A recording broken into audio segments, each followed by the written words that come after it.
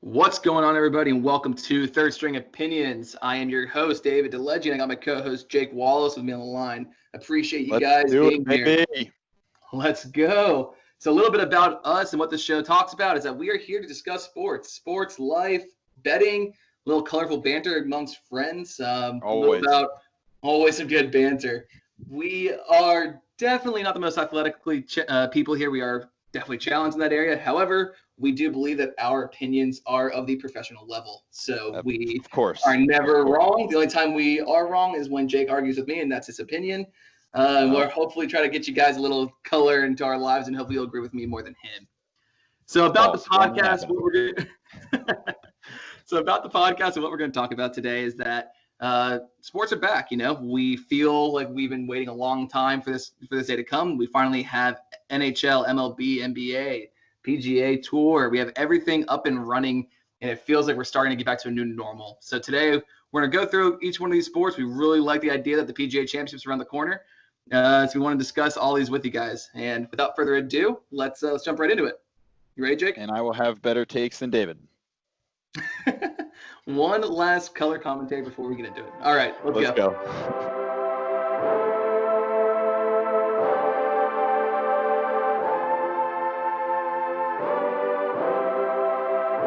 All right, to get us off here, I think the easiest topic to really go through is actually MLB. We have plenty of games that's happened so far. We kind of get a good understanding of where we think each team's going to be. Some sleepers, some surprise guests at the top of the divisions. So let's go on into it. Jake, who do you have as your hottest teams? Tell me a little bit about what you're seeing so far. David, first, I just have to tell you how enjoyable it is to just watch baseball every single night. I feel like for All so day, long, all night, we just had weird, a Tuesday night when I should normally be watching, a nice evening ball game, maybe even be at the park. I was instead watching the Food Network or something like that. So it's just nice to have sports back. But as far as baseball goes and who I like and who is hot right now, I mean, everybody's looking up at the Yankees right now. No, I mean, the Yankees they're off to 8-1 right now. Aaron Judge, 6 home runs in 5 games? Yeah. He is. What's weird about this season, being that it's only 60 games, is that you kind of, if you go in a little bit of a rut or a slump in the first week, that is going to completely alter your stats for the season, because that's basically an eighth of the season. You know what I mean? So the fact that he's gone on such a tear, I mean, he is far and out the front runner for MVP right now. Aaron Judge is. So again, things can change, but if we're just looking at the first week and a half, 2 weeks of the season, Yankees are the cream of the crop. Garrett Cole's looking like, okay, that was a great trade for him. Signing for him. But yeah, I mean, it's got to be Yankees. I'd go Yankees too. I mean, it's the easiest decision. I mean, it's pretty crazy that one of the most marquee signings of the franchise this offseason was Garrett Cole, and all you hear about is Aaron Judge just hitting bomb after bomb. Yeah. Every single game, and then you throw in there, you have one of the best pitchers in the game right now as your lead ace. It's crazy. The thing with Judge is how long will he stay healthy for? Because everybody knows how much talent he has. It's just every year he's going to miss 3 weeks at a time for this injury or that injury. So hopefully, he can stay safe and healthy and all that. Injury on anyone, but you gotta hope it's in the right time frame. Like, with the way everything's going, a lot of teams, a lot of players are going on the 10-day DL just with like some general soreness. They had a very abbreviated camp. Yep. They're now getting a little more juice, working a little bit harder, getting the swing of things. Their bodies are breaking down a little bit. But I agree. Like, you really could not go into a slump with a 60-game season. It's nope. You have one series to basically get ramped up. You could screw around for one series, you get swept, and you call it a day. But outside of that, you have to be on top of your game. I feel like a sweet. If you're granted, they extended the playoff picture to more teams, right? So now 16 teams make the playoffs for MLB. Top 2 from each division. Yep, but even still, like even with that, in the short season that we have, you can't afford to get swept. You at the very minimum, you've got to split a series. You know what I mean? Yeah. What does the math even come out to? Like, if it used to be if you won two out of every 3 game series or 3 out of 5 in a row, is like you end up with a high 90 win record and you were borderline. Now it's like you have to win every series. You have to like minimize the splits. It's like there's no room for error. And anytime you have any of these players who are injured at the start of your season or are just not even ready to gear up for this, it's going to be a ruined season, a missed opportunity for them. Now, question I have for you as we talk about the Yankees, who are 8-1, is you, Mr. White Sox fan, what are you thinking about chasing those Twins all season? All right, so I got to experience the White Sox play the Twins, and I have never been more disappointed to start a season that's supposed to have so much enthusiasm for us White Sox fans. We've been waiting. This is supposed to be the season. This is supposed to be the White Sox. They've got the young talent. Maybe they're a year early, but maybe not. Yeah, like it was a 5-year rebuild. This was always Rick Hahn's plan. 2020 was supposed to be the year 1 of contention. So going into the Twins to start the season off and then getting crushed by the Indians right after, tough game. But the Twins are everything as advertised. Picking up right where they left off with home runs. They were down, I think, yesterday, late in the game, down 3 runs and came back and pulled it off. Like a 9-2 record. It's going to be fun to watch them play, even being a White Sox fan and staring up at them right now. Yep. I got one for you as we're going through these hot teams. You and I talked last week, and we sat there and we're like, it's a good series to watch? The Braves versus the Rays. We were saying the Braves are so young, so eager, swinging out of their shoes, striking out 80 times already or whatever that number was. But then they go on a nice little streak. Yeah, How does it feel about the hometown promise? They hit a nice little, I think 6 of their last 7 games they've won. So again, in a season like this, you have to, if you plan to be the team at the top of the mountain at the end of this, you have to go on runs like that, especially in a 60-game season. It's a sprint, you have to do it.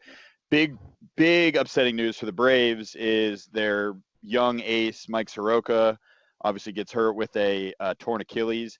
That's a big time blow for them, especially since their bullpen or their starting rotation is already I guess you could say, the weaker of the division. That's a nice way to put that. Yeah, right. Kind of now everybody's like just mix match, put a guy in. Luckily, their bullpen is as solid as it is. But hopefully they can regroup from that.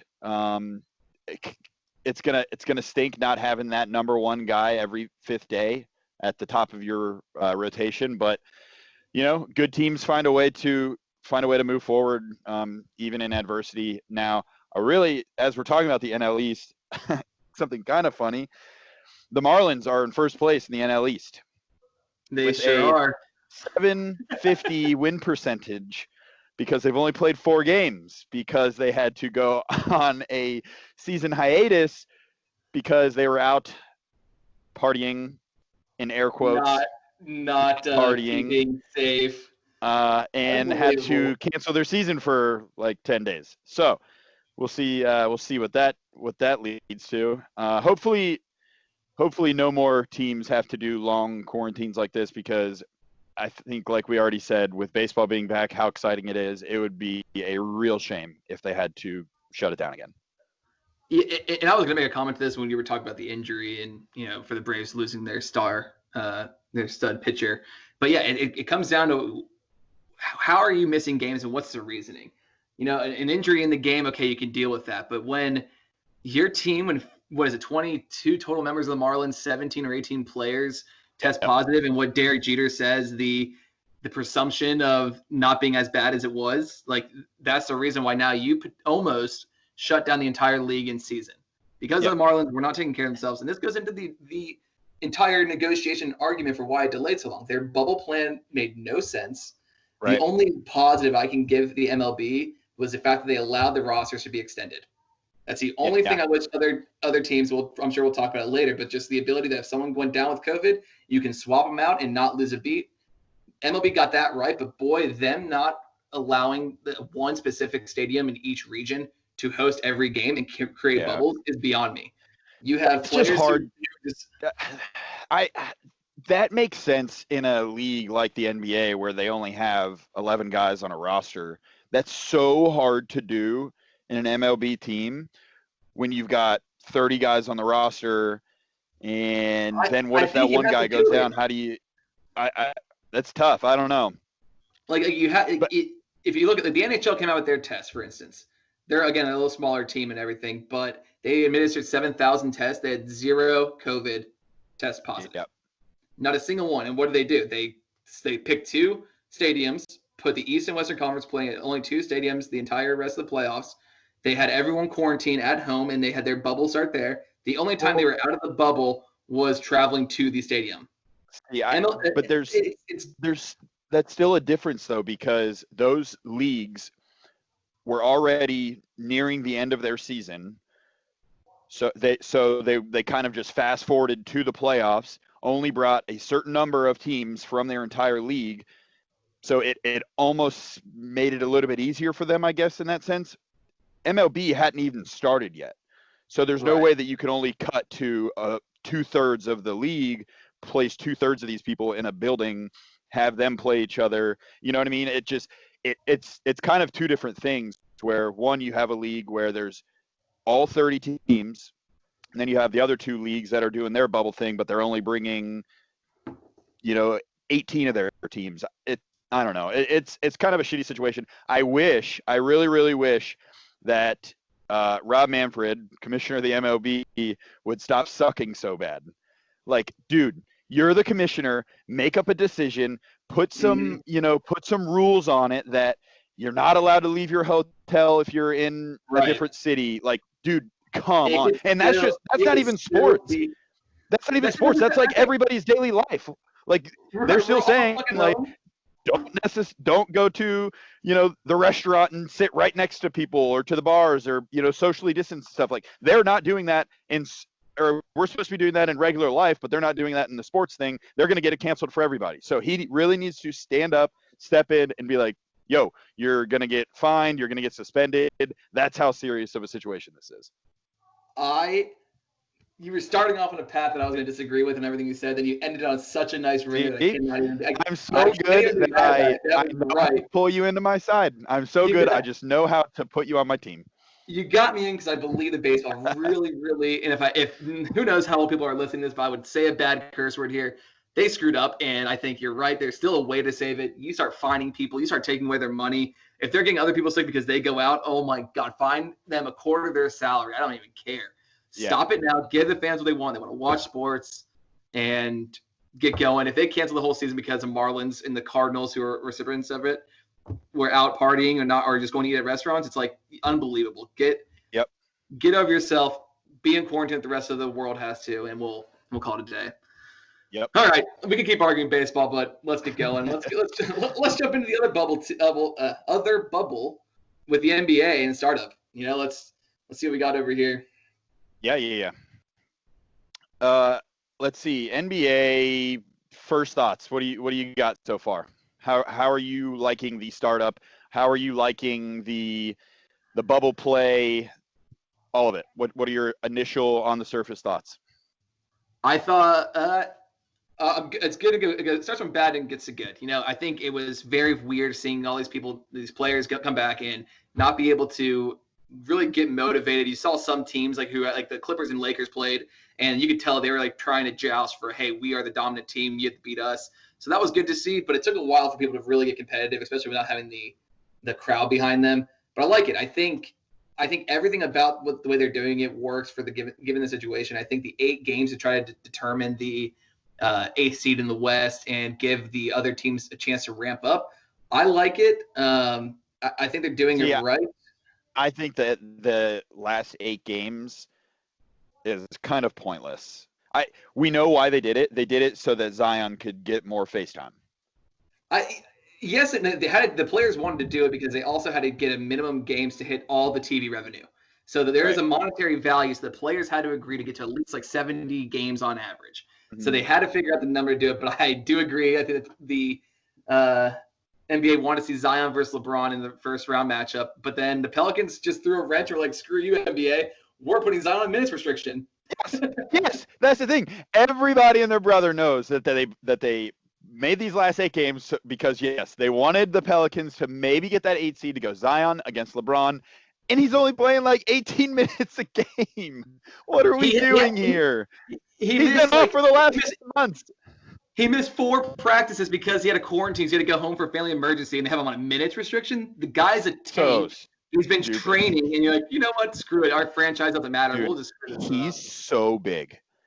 He's He even showed up, and everybody's like, yeah, he's looking ripped. He's just still so big. Like, even ripped Zion looks like chubby. An offensive lineman, like just, he's so big. I mean, I think he's gonna be great. I mean, it's the same way like LeBron came in scrawny, then like really bulked up, and then until like later in the career he like thinned down and got better. I think Zion's gonna go on that same method of like, hey, we're gonna shed the unnecessary weight, keep your explosiveness. You'll have to. I just think it's so funny the Pelicans just flip the middle finger to the NBA. It was like, no, we're putting Zion on minutes restriction, and we're not going to deviate off of it. Crazy. I mean, just off the cuff. I mean, Lakers are Lakers right now. I guess we can't really say Lakers are Lakers since they just clinched a playoff berth since the first time in 5 years, which is weird to say. But LeBron just looks like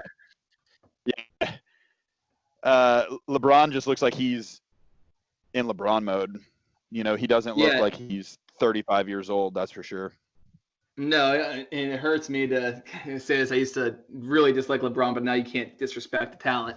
But he's like a fine wine. He figures out a way to adjust his game. He still is able to do some thunderous dunks, but he's a lot more strategic of a player, and he just knows how to preserve his body. So he's locked in, ready to go. And you bringing LeBron up makes me bring up what I wanted to talk to you about. Give me your MVP selection because I know for a fact I disagree with you. Well,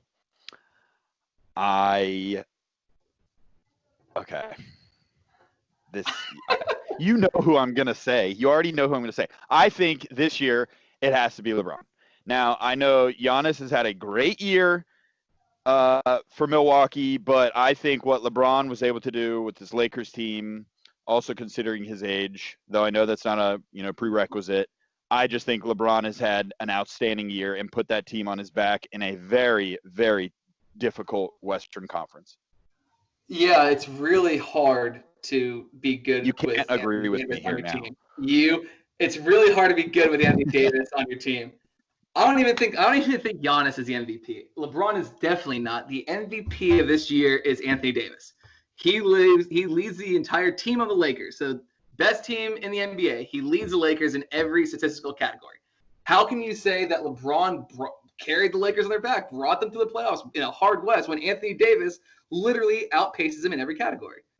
It is the most and it's not just you, it's every single person out there. Every reporter is like, oh, it's a Giannis LeBron MVP race. Like, no, it's not. Well, yeah, there's always that LeBron bias. Absolutely. As long as LeBron's in the league, there's gonna be a LeBron bias. No, you really threw me for a loop there because I wouldn't. You could have given me 7 guesses, and I wouldn't have thought you would have said Anthony Davis for that one. But no, you make a good point. I mean, Anthony Davis is a stud. Do I think that the Lakers have as good of a year this year as they did without him? Absolutely not. I mean, he's the best 5-man in the game right now.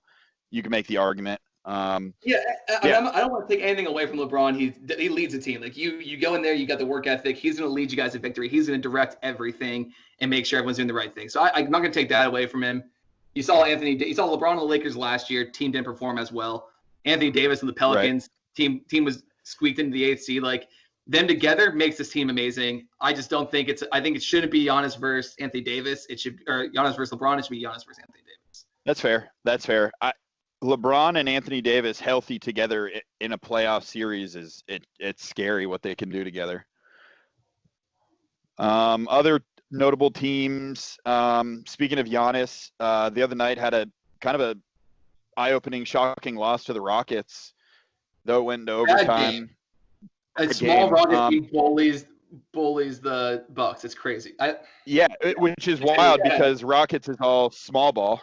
So that was kind of their first, for me at least, test of them being like, okay, well, maybe small ball can win against a bigger team. But is that sustainable in a series? No way. We've seen it every year that the Rockets keep trying to find a way. Like they were great with Clint Capella. They traded Clint Capella away to go real small. So now you're running what it was PJ Tucker basically in some lineups as a 5. You can't do that for 7 games. You can't have Anthony Davis posting up PJ Tucker, and I definitely do not trust Russell Westbrook and James Harden in a playoff series. So they're actually on my list here as being one of the disappointments because nothing about them looks good. Like James Harden's going to lead with points and 3-pointers made. They're not going to do anything with that. James Harden's going to score 48 points every single night, and they could lose every single night. Yeah, you can score 150 points a game, but if you give up 151, you still lose, and that's exactly how the Rockets are going to play. I think that team. You heard Giannis in the postgame presser. They said, "What was y'all's offensive strategy coming down to the end?" He said, "Well, we basically just said whoever James Harden was guarding, that's who we wanted to have the ball." It's like, oh man, right? How do you really feel? Can't even guard a trash can. It's like that they're calling him out, and the thing is that you can go on YouTube and search so many different videos of James Harden just staring off into space while his guy backdoor cuts. He doesn't try on defense. They're very isolated basketball players on the offensive end. So, but I mean, I don't even think they blow the team up. That's today's NBA though. That's not just James Harden or the Rockets. There's like 3 teams that play full both sides of the ball. You know what I mean? It's just that's today's NBA is all scoring. Let's pull up from the logo and there you go. 43s. That's it. I'm going with the Rockets get knocked out the first round. I don't think they make past the first round. I don't think they can do it. We could staple that in here, stamp it on this. I don't think they make past the first round. I like that. And currently they would be playing the Mavs as it stands right now. Oh, yeah. Give me no. Excuse me. They would be playing believe it would be the Jazz. So that'd be a good series. That's a good one. I like that. You got some defensive presence. Jazz are starting to get hot. Yep. I like that. I can deal with it. Yep, I still take my bet. I still lock that in, so we're good there. All right. We'll see if that one holds true. Yep. All right, so let's take a quick break here. We'll be right back with a little more sports, NHL, PGA, maybe even get some picks for this upcoming games. Let's go.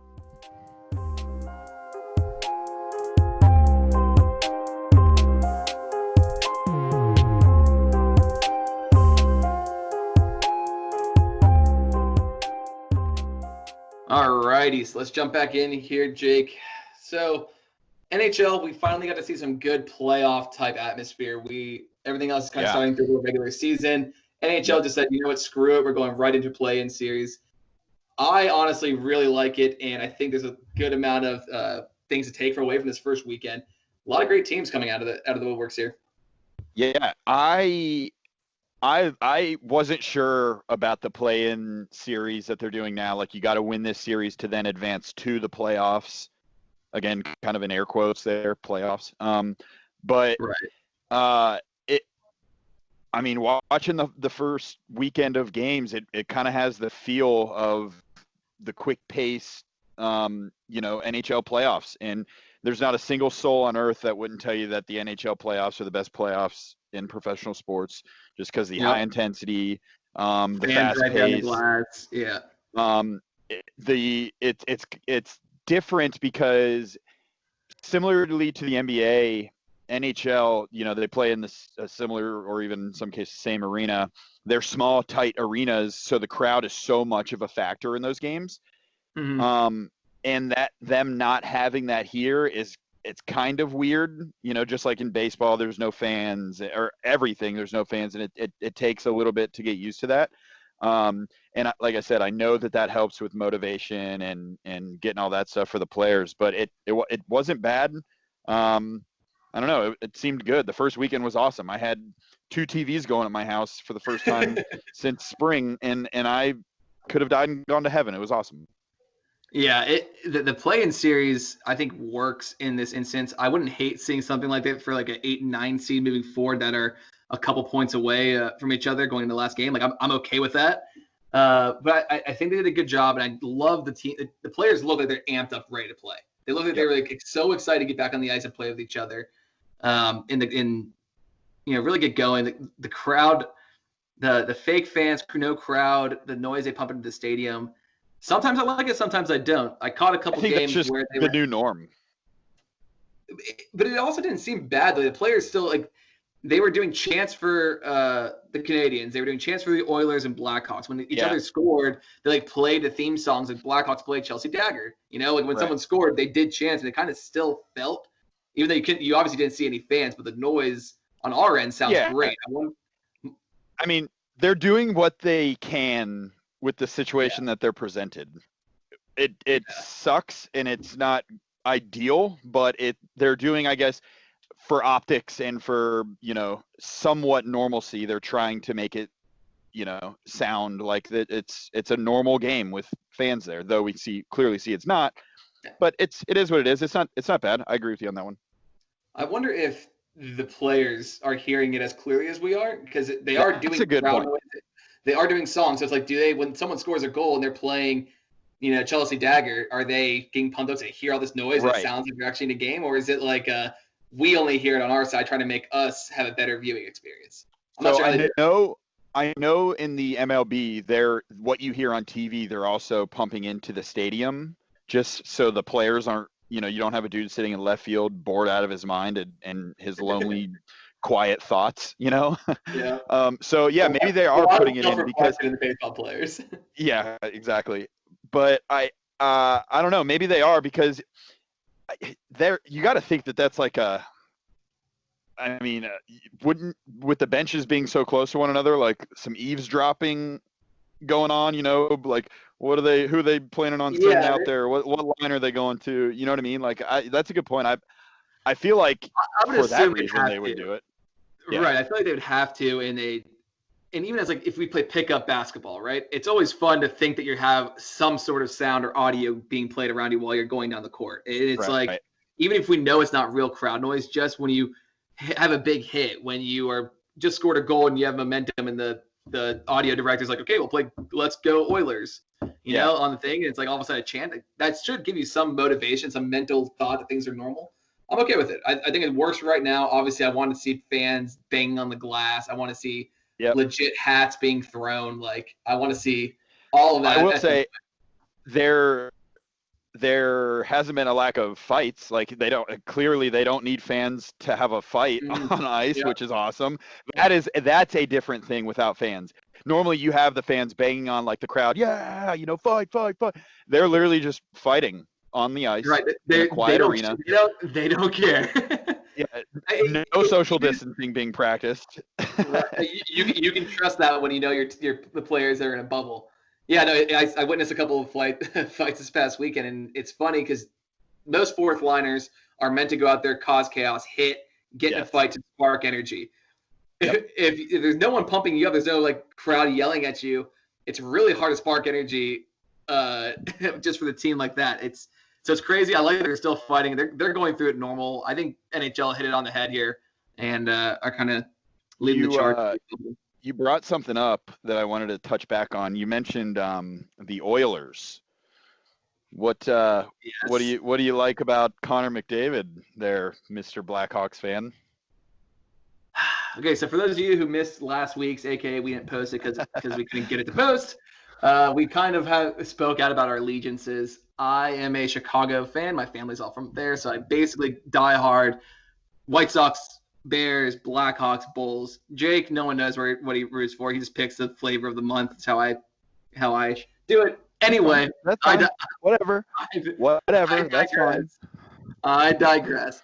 So the game of the week, the series of the week that I focused on, and actually any unbiased hockey fan, if you don't have a team like in the running and you're just watching hockey, you love hockey, this series was the one to circle. The Oilers versus Blackhawks, because you have the highest scoring duo on back-to-back lines in Leon Draisaitl and Connor McDavid. I think Draisaitl was at 104 points, McDavid 98. Yep. You have the team's leading in power play and penalty kills. Like this team being the fifth seed just seems like they had a bad start, which they did. They had Connor McDavid and Draisaitl on the same line, and they didn't do too hot. So they broke them up. Like they were sandbagging though. They do not feel like a fifth seed team. They don't. Have you guys seen Connor McDavid get the puck in open space? He's the so man fast, is dude. so He's fast. so And the fact fast. that he can sprint, like speed through that ice, stick handling the puck. He shot one over Corey Crawford's left shoulder on a last second backhand, upper 90. He seems like he's on actual skates, and the other people are on like the those Fisher Price roller skates that you get when you're like 4 years old. That's what he just splits guys so fast, and his stick handling is so quick. It's crazy watching him. At 23 years old, you could tell he's going to definitely be the face of the NHL once. Oh yeah. All these later ones, Crosby, Kaner, all these guys get Yep. out of the league. Like he'll be the face, and he's going to score 100 plus points. No, he has 4 goals, 6 points in 2 games against the Blackhawks. Yep. Like good by defense. Doesn't matter who you are. If he gets a puck, he's scoring. Mm-hmm. This Oilers he's game, so much fun to watch. Yeah, I have no issue with it. Like as a Blackhawk fan, I wanted them to go up 2-0. They couldn't get it done. They got smoked. And I'm actually excited to watch it because it's just fun. It's a good game. This series is awesome. It's about the new age versus the old age, and we're good there. I don't know. Yeah, a couple of the series have been pretty good. I mean, that series is tied 1-1. The Penguins and Canadians tied 1-1. A lot of 1-1 ties. We mentioned last week, or I had circled a series. The Rangers and Canes. I was saying how the Canes had a pretty good regular season, and boy, did they show that and just steamrolling the Rangers. Henrik Lundqvist obviously is a shell of himself. Yeah, the scores look better than the game actually was. It was congratulations to the New York Rangers and Rangers fans in the new era and in a historic season that it is. Congratulations on being swept in a 5-game series. Congratulations, guys. What a way to kick it off, you know. But everything else is basically, like I said, it's pretty even matched. You could tell teams are still trying to pick up their game speed a little bit. I saw something that said like the first weekend, there were only like 3 or 4 games that didn't that hit the over. Like everything was like bet the under. Like there was just not a lot of high scoring in those games at all. But that, I guess that's to be expected. I mean, these guys are, I'm going to save this for I was going to say this for my third string opinion that we have at the end of the show. I was going to say the opposite of what if you look at the overall scores, I guess I got to see what those over unders were, but you have combined scores of like 9 goals. Well, you do. And that's what I was wondering. Like, I need to go look at what some of the over unders are, because were they setting them at 11? Because I was looking at that too. Is like, okay, well, they lost 4-3. What was the over under 9? Yeah. You know what I mean? So like maybe they were expecting the goaltenders to be the ones that started off slow, but apparently not. I have no idea, because I was looking at this. It was going to be my like, hey, goodbye unders in NHL hockey, because looking at the games from yesterday, you have 2 4-2 games, 1 6-2 game, 1 4-1 game, 1 4-3 game. So you have on average 6 to 7 goals being scored each game. What are those over unders at? Unless the odds are sky high, which we should probably have looked at before jumping on this podcast. But I was going to say the opposite. Right. Yeah, you know what? We're going to change this. Everyone forget the last 10 seconds, 10 minutes of conversation. We said I did read that the unders were hitting, but that's I don't to agree say that it's not going to change moving forward. Like I said, I think now players are starting to get – you can even just tell the game speed starting to pick up. Some of the guys are moving a lot faster. That'd be a quicker and faster word. I just made it up. But I think the games are only going to start getting better, less sloppy. We'll see. And then maybe the Penguins can score a power play goal. But right. I digress. Big week here, David. Huge week. We have a major championship in golf. Yes, we freaking do. We're back, baby. We got major championship. Our boys playing. I'm pumped. Yeah, let's just jump right in. I don't even want to delay any further. Wait. First, before we start getting all drooly all over, I know why. We do have to say big ups to JT, just crushing it at the WGC in Memphis last weekend. I know. We got to start there. That's solid. I mean, the dude, he's so good. He's so good right now. I mean, well deserved being number 1 player in the world. I don't think anybody would really argue that. When he's hot, it's hard to dispute that he's the best player in the world. Without a doubt, his swing is one of those. It was like Adam Scott's. The fluidity of it, it's just a very solid swing. You really don't ever see him blow up around a tournament. You know, we're hardly ever seeing him like +8. We're not seeing him play so bad that he's missing the cut like that. He normally ends up right there in that 4 to 8 under range, always in contention. Yep. I like JT. Obviously, I'm excited for other reasons, but I'll give him that win there. And I think, all right.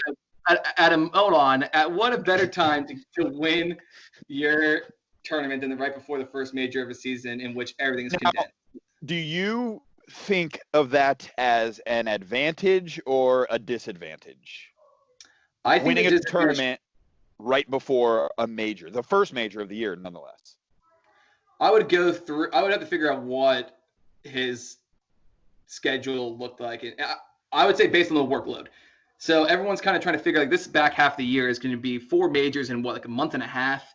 It's the FedEx Cup. You have those 4 tournaments. Then you have all these things. Like it's basically 3 months of every weekend golf of important tournaments where people want to play it. So for him, he's young. I don't think that him being tired is going to matter on PGA Championship. Could it matter in the Masters? Maybe. Like could that break down? But I think getting your game in shape, winning a WGC against the top players in the world is always a confidence boost going into it. And I think he's gonna have trouble only because of his distance and what this course is currently looking like. But I think it's a good, sign for him. I do think someone. Go ahead. I do think someone who really missed the mark was Tony Finau. Last week we discussed he was my pick to win the WGC. Yeah.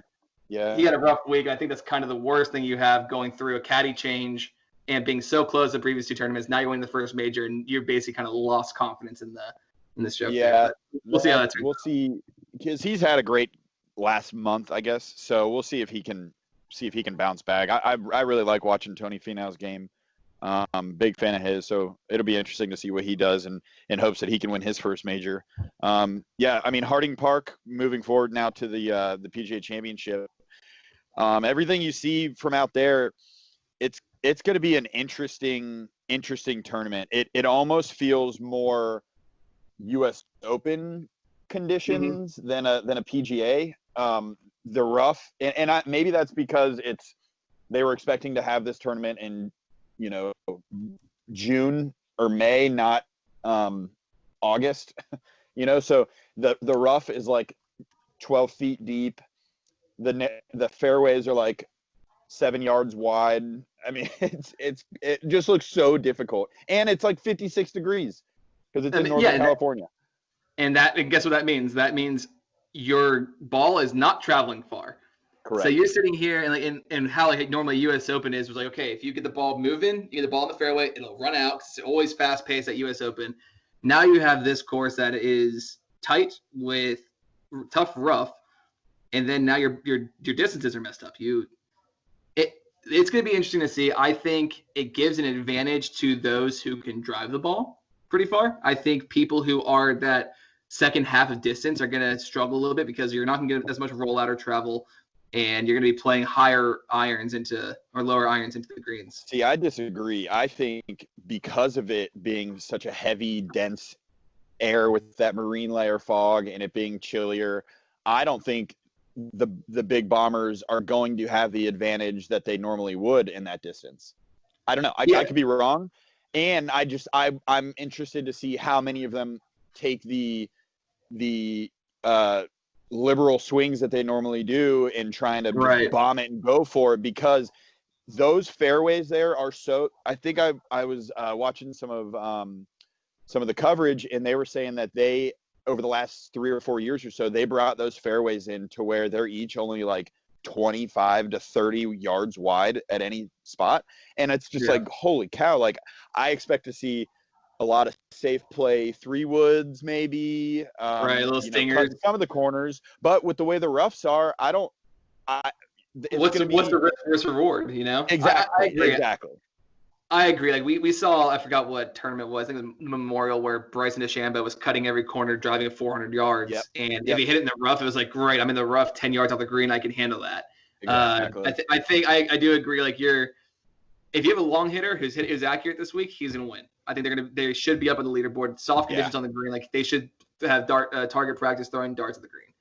But you also have the people who are like, okay, well, wait, I can't outdrive. I can't take this risk because it's going to be wet, damp, rough, cold. And it's like if you get stuck in that, it's not an easy out no matter how far down you are. So Right. I think you might have just changed my mind. I think anyone who's just accurate. It doesn't matter. Get in the fairway, play your next shot in there.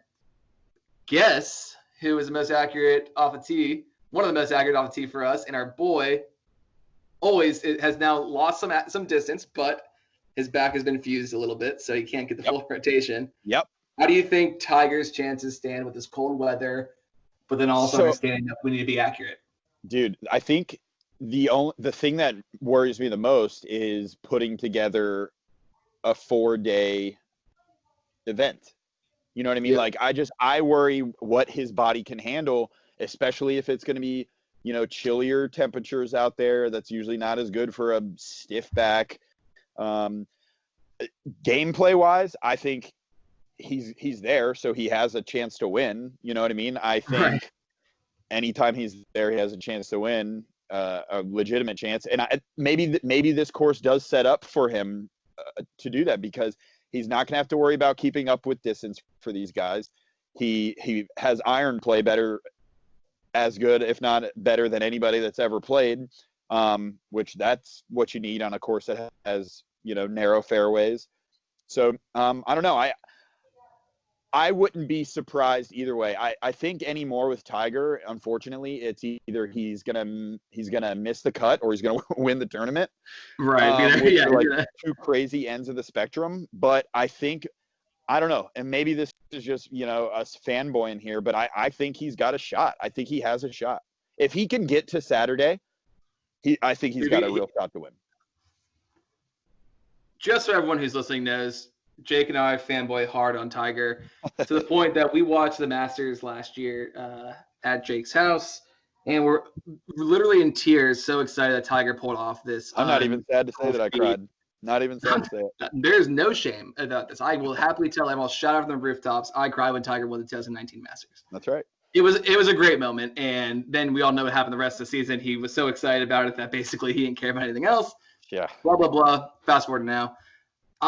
My fear is the weather. I think we saw the Memorial when when his back didn't loosen up. He was blocking everything to the right.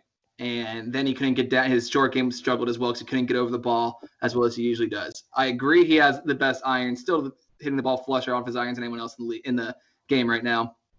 I think if he gets to Saturday on moving day, I like Tiger's chances. You could convince me either way. I could put my money to say he'll miss a cut or he will be a top 5. So it'll be interesting. I don't think he'll win. I think there's other players playing a lot better right now, and I think the time off might hurt him.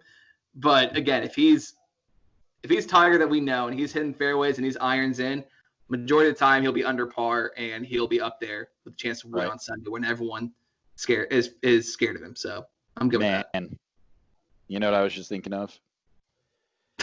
No. In a podcast where you and I will probably disagree more than we agree, that he is one person and one topic that I don't think we'll ever disagree on. No, I take a bullet for him. I take a bullet for him. I love him. Tiger, if you're listening, if you hear that, you got news for your regards. Yeah, some of the odds going into this week for the PGA. It looks like JT and Brooks are pretty tight. Some have it at plus 1,000. Some have it at plus 1,200. So they're both right around that mark as the leaders. I don't see any shocker there. Do you? I mean, if I had to pick who would the favorites be, I'd probably be those two right now. Yeah, I think the big insult to the game or to this person is Dustin Johnson at 25-1. It just shows you his game's not there, and you have it is not there. It is not there as what he's number 4 or number 5, I think, in the world. Mm-hmm. And your favorite at 25 to odds when the next person in front of you is Rahm DeChambeau at this point in time where they're at 14-1 odds. Like, you just got slapped in the face that you're not anywhere in consideration.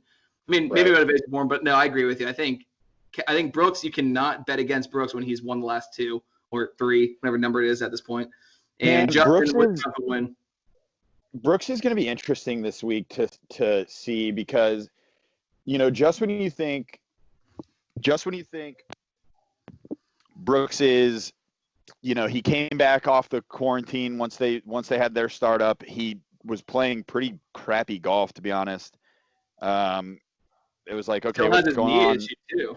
Yeah, he had a slight injury, and then his caddy tested positive for COVID, and then this and that, blah blah blah, and then sure as anything we know, the weekend right before the first major of the year, Brooks goes super low and almost has a chance to win, which would have made him back-to-back champions at that tournament at the WC last week.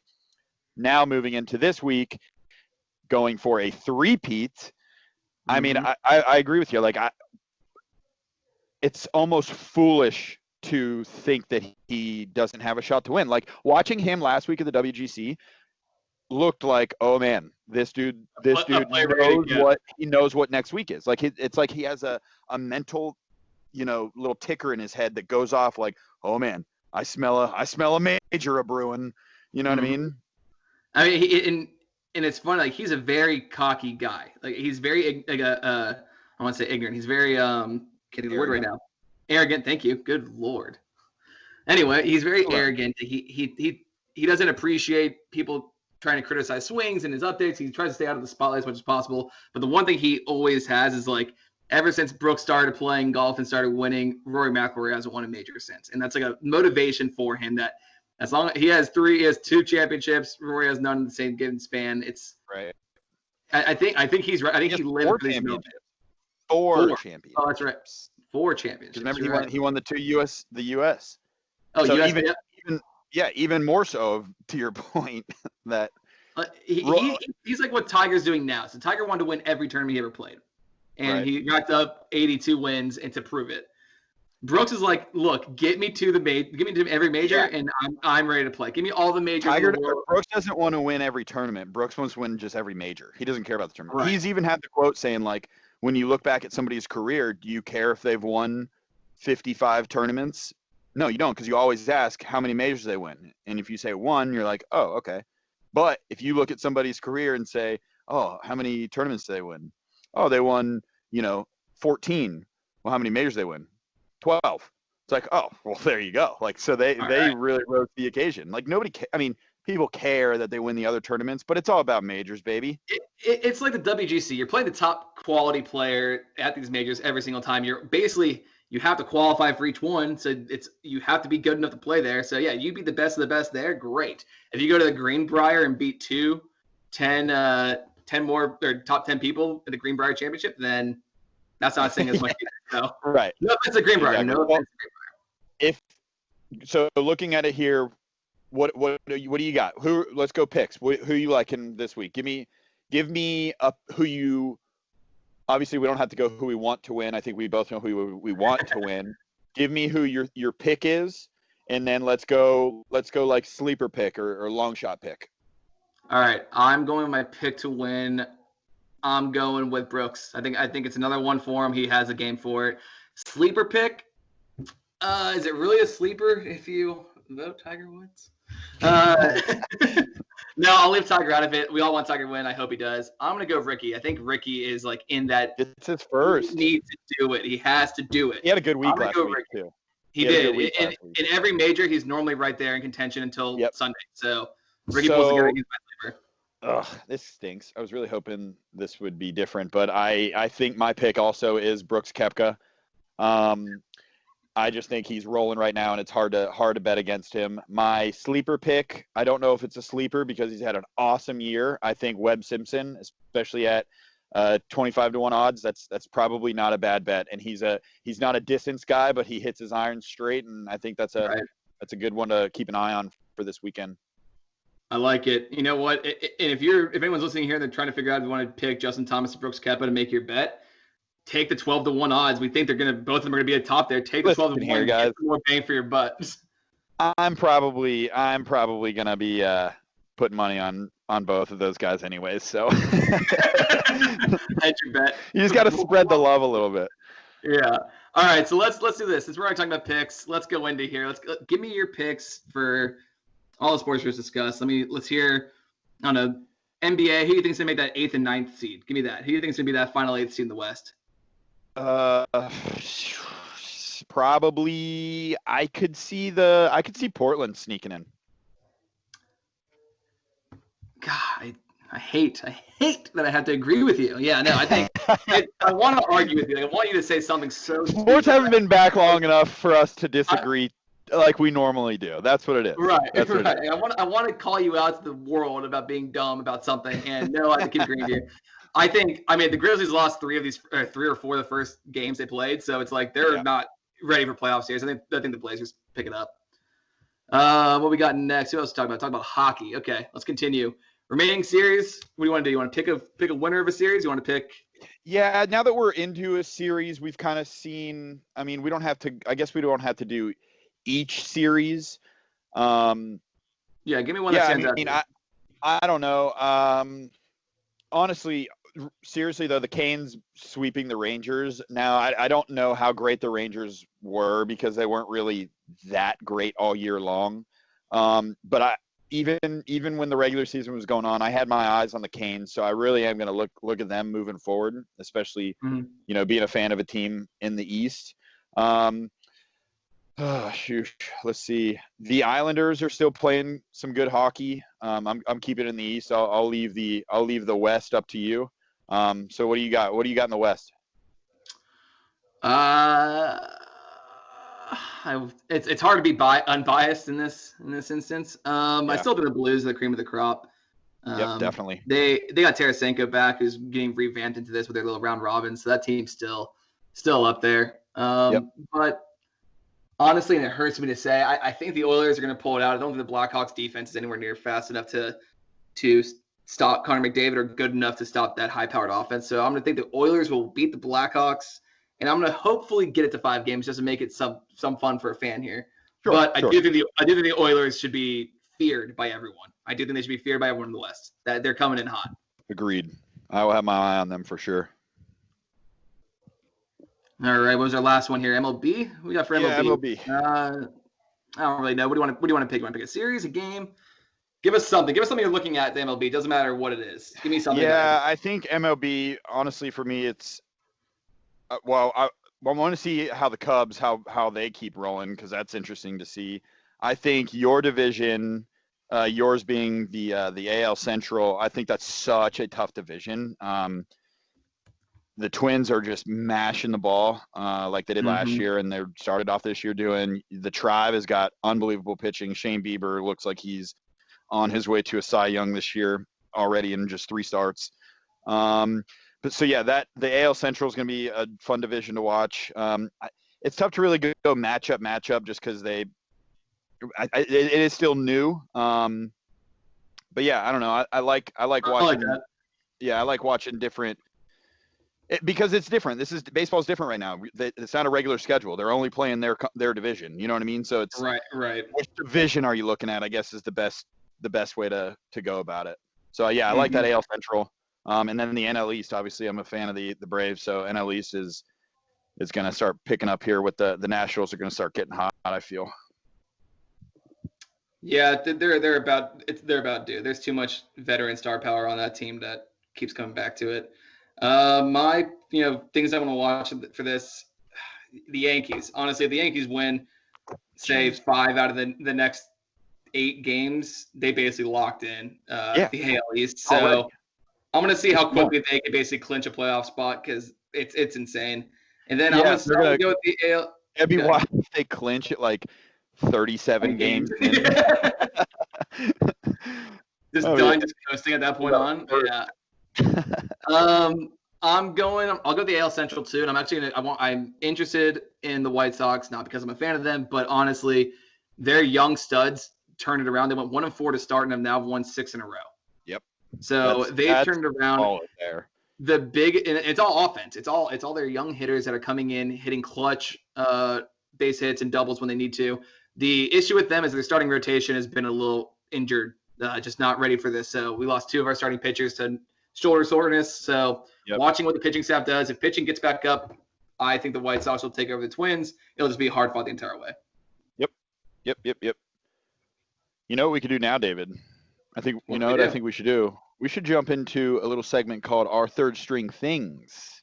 Oh, baby. I like it. You like I that? like it. Little That's segment great. where we got a couple things, well, 3 quick hits that we have. Could be from sports, could be from anything outside of sports. Just something that's been on your mind the last week. Hit me. What do you got?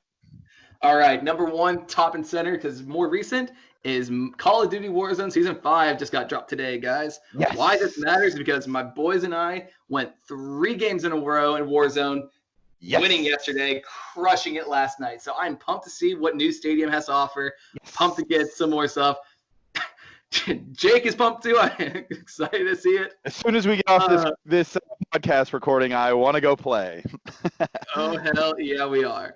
All right, my number 2 is Tigers GOAT Energy. So I would call it something different, but again, for viewership, we'll call it BDE. Tigers BDE. There you go. BDE. Call it what it is. That's right. The guys played 1 tournament, 4 rounds in like 5 months. And then reporter asks us point blank, do you think you're going to win? He goes, of course. Just when you have 82 wins, 15 majors, like, there you go. That's what you get. Love it. And then really, we talked about in the hockey thing about the unders. We got to see what those odds were. But overall, let's just say goodbye to betting unders. NBA is scoring so much right now that betting anything under, unless Vegas is already taking precautions for that, like, honestly, you can expect a 300-point game. I don't think the rest of the way I'm going to take a single under in an NBA game. They're scoring way too much. In baseball too, pitchers are losing this battle to start. Batters are coming in faster and ready to go. So honestly, go over. Take the over in baseball. Don't take the under. It doesn't make sense. Those are my 3 quick third string things. You're up. My up. Okay. Well, here's an exciting one. You know what today means? For my first third string thing, today means we are 99 days away from the Fall Masters. The very first Fall Masters at Augusta National. I know it is PGA week, but boy, I cannot wait for some fall Masters. Give me the cross sport event. Give me Saturday football at the Masters as college game day with Georgia playing.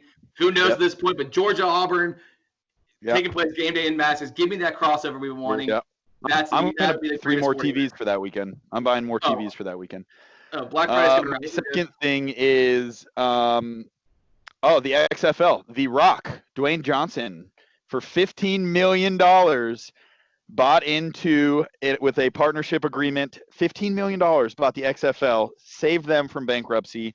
Don't know what this means. I thought the XFL was kind of fun to watch. Had a couple bets on it throughout the year when they were playing, but it'll be interesting to see. I mean, he saves them right before they went under, so it'll be. I like having a little bit of football at that time of year when football wasn't playing. It was nice. Yeah, it was nice. It was nice entertainment. The Rock, again, just doing what he always does, is figures out ways to keep people's dreams alive. Like, he's he's the best human being. And how knew he was going to get into sports somehow, you know. So here you go, 15 mil. That's like writing a parking ticket for him. And a guy that didn't make it either. It's like, okay, he bought an entire sport because he didn't make his college team. I'm just going to buy this sport. Hey, you got 15 minutes? Buy a sport. My third thing is a little worried about college football. UConn cancels their college football season. Hopefully not the first of many. And then Colorado State, it's come out. They have reports that their football program has been neglecting some of their COVID tests and positive tests and not reporting them properly so they could still practice. Fact of the matter is, the sport isn't going to happen if people keep doing that. So hopefully they don't, and hopefully more teams don't follow suit and schools don't follow suit of UConn and start canceling their season, because damn, will it be a very, very sad fall if we don't have college football. I'm fine with the playing in your conference, whatever they got to do to get it to me. I got to have it. This is the MLB bubble issues we had. It's the same thing. Yep. Everyone do your job. I know they're 18 to literally 20-year-old kids. Very hard to get them under control. I get it. I understand. It's something you got to figure out a way to motivate them to do it, to keep football going. Last week we talked about how the SEC hadn't announced yet what there was. We kind of called out the Big Ten for saying we're only going to play conference games as if traveling was any different.